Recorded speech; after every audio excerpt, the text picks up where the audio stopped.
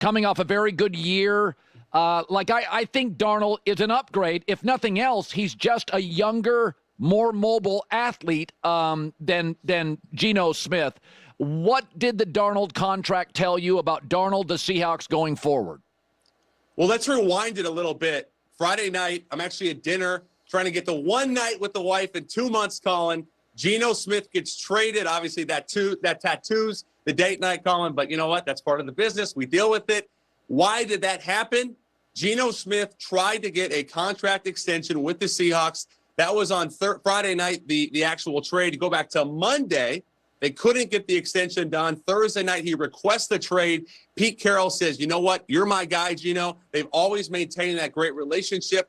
The Raiders really were in on Darnold to a degree, but pivoted away when Geno became available because of the connection with Pete Carroll. And then Seattle steps in and says, you know what? Sam Darnold, in many ways, is kind of like Geno Smith was a few years ago, a reclamation project, obviously cheaper than Geno was, or Geno will be with the Raiders because he's going to get a multi-year deal over $40 million. And also in Darnold's case, an opportunity to restart his career somewhere else. You talk about Minnesota last year, all the success he had with Kevin O'Connell. Seattle is really hoping that he can now lead that new offense. Obviously, no DK Metcalf, no Tyler Lockett, but you have Jackson Smith and Jigba. They're going to build around him and Kenneth Walker. And then Darnold's a guy that they actually think, as it's been told to me, as good as he was last year, his best football is still ahead of him.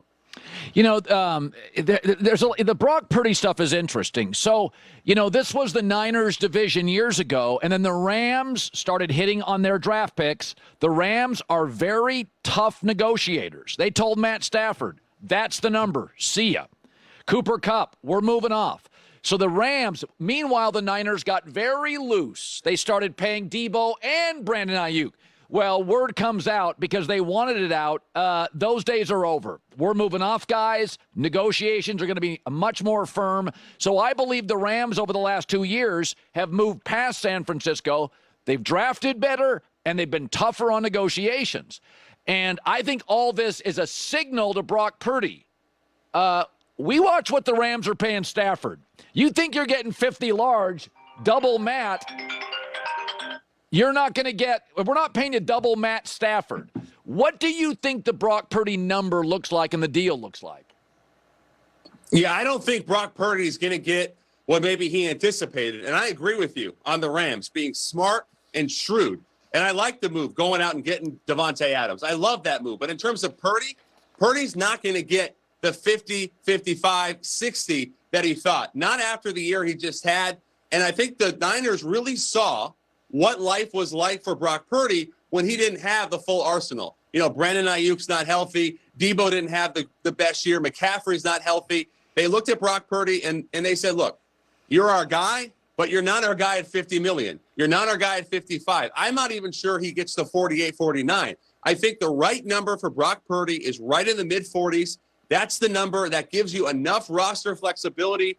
This is a negotiation that's going to take some time because both sides, I think, right now are pretty far apart. The question becomes, Colin, does Brock Purdy take a hometown discount and allow the Niners to have more flexibility elsewhere? I'm not sure he's going to do that, but I also know definitively he's not going to get the 50-plus that maybe he would have a year ago.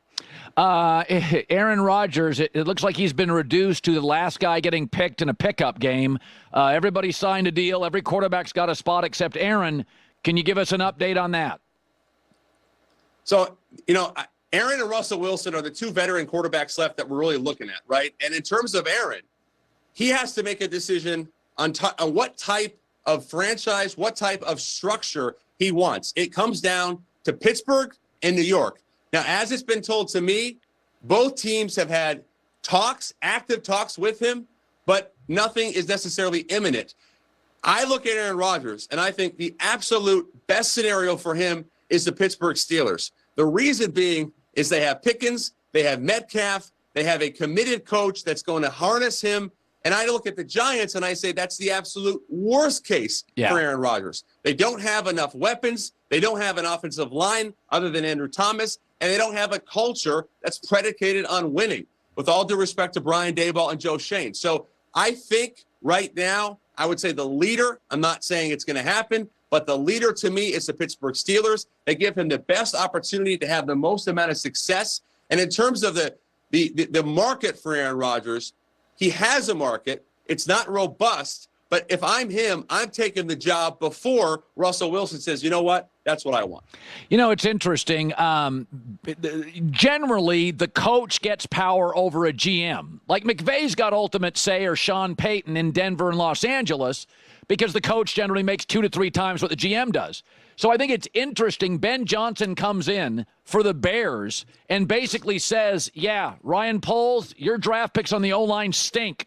I'm going to go pay guard, center, guard. I love the moves by the Bears, but you know what it tells me, Jordan? Ben Johnson now is running the organization, and I don't think that's a bad thing. Colin, you hit the nail on the head, my man. This is why the Bears are going to start having success. Look at that list right there. They get Joe Thuney, a fantastic 4-time All-Pro from KC. They get Drew Dahlman, one of the best 4 or 5 centers in the league. They get Dio, a fantastic young interior defender who can go on the edge. Grady Jarrett's obviously a Pro Bowler. And then you saw the trade with Jonah Jackson. All 5 of those moves, trenches, trenches, trenches. Why do I bring that up? That's the success. That's the criteria. That's the blueprint that we saw in Detroit with Ben Johnson. So if you're Ryan Poles, if you're Kevin Warren, you look at Ben Johnson and you say, what do you need to be successful? Ben Johnson says, yes, I love having talent on the perimeter. I love having speed, but my quarterback has to have a fortress around him, and I have to be able to attack the quarterback, especially in this division. I have to stop the run. Grady Jarrett.